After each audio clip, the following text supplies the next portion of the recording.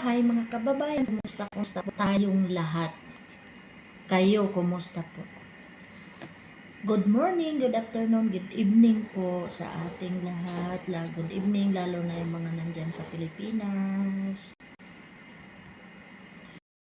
Naman ang Bisayang Dako vlog para maghatid ng chismis sa inyo mga kababayan. No? Nanggigigil ako sa reactor na to. No? Gigil talaga ako sa iyo. Ayaw ko lang maging basyo talaga. Nanggigigil ako sa iyo, promise. No?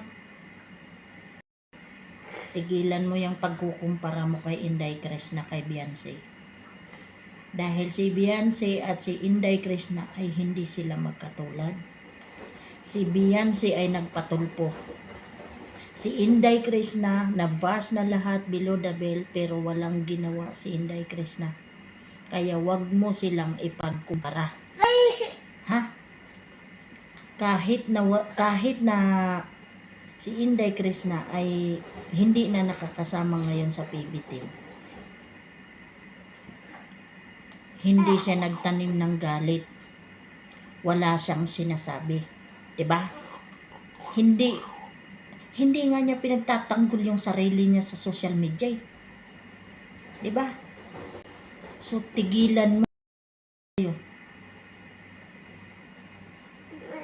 Huwag mong ipagkukumpara si Inday Krishna sa ibang tao.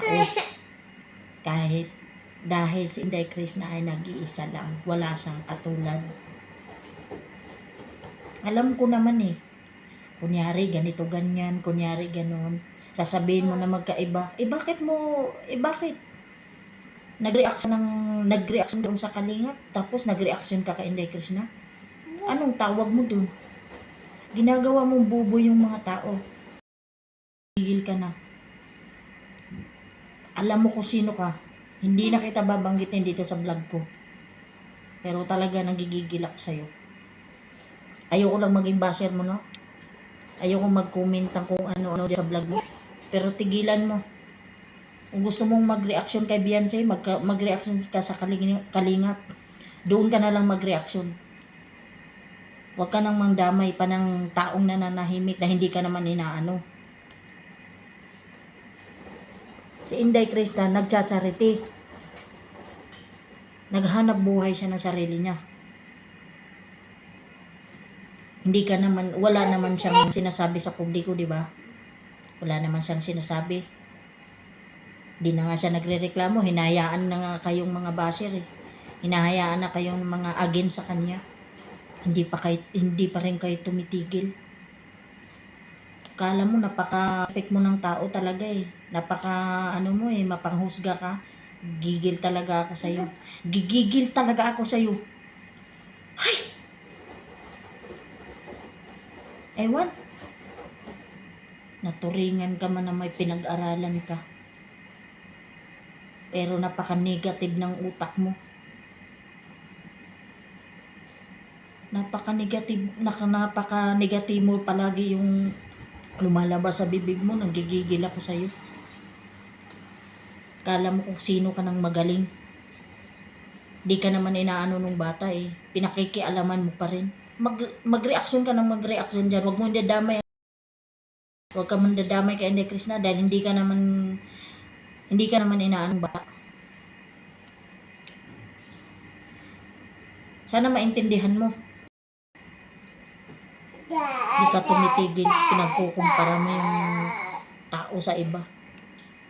Ay talaga, gigigil ako sa iyo. Dahil talaga naman, supporters ako ng Kalingap. Noon, gusto ko yung si Beyonce. Si Beyonce at si Ido. Pero nung nangyari ng tulpuhan na yan, gigigil ako sa kanya talaga. Gigigil ako. Napakawalang utang na loob naman talaga Tapos sasabihin pa niya si Ido manyak. Si Ido manyak talaga. Nawakwak ka na kamo. Nawakwak na siya kaya lahat na lang ng kasiraan ng Kalingap sinasabi niya. So good luck sa iyo, Beyonce. Kaya ikaw reactor ka dahil talagang walang nahahawig sa kanilang dalawa.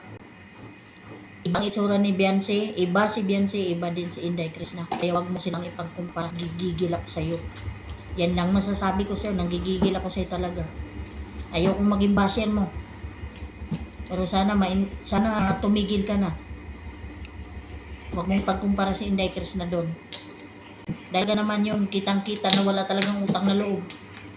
Yung mga sinasabi nyo about kay Inday Krishna na sinisiraan si Sir Paul, lahat na may sinasabi si Inday Krishna sa mga group, hindi nyo napapatunayan yun. Malay nyo ba kung isa lang yung mga naninira yun kay Sir Paul, is ano lang yun, may mga gumagawa ng fake account, yung mga gumagawa ng fake account ang ginagamit ang pangalan ni Krishna para masira lang si Inday Krishna. Alam ko yan. Wag ako. Tingnan nyo, sa dami-daming gumagamit ng mga picture Facebook ni may gumagawa pa ng mga account na pangalan ni Inday Krishna. Sa tingin mo, maniniwala ako na si Inday Krishna nagsabi nun sa mga group na yun, lahat ng kasiraan? Hindi ako naniniwala. Wag ako. Hindi ako naniniwala na kayang sabihin ni Inday Krishna yun kay Sir Paul. Hindi ako naniniwala talaga. Maniwala na lang siguro ako kung may proof kayo na talagang si Inday Krishna yun. Pero hanggat wala akong nakikita, wala akong maniniwala sa inyo. Tumigil ka. Gigigil mo talaga ako. So, ayun lang po mga kababayan, no? Sana piliin natin na magpakabuti sa kapwa. Huwag tayong maging masama, huwag tayong maging mapanghusga. Yun lang. Maiksi lang ang buhay natin sa mundo. Hindi natin alam kung kailan tayo kukunin. Kung kailan tayo mamamatay. Kaya hanggat nabubuhay tayo, piliin natin maging mabuti. Maging mabuti sa kapwa.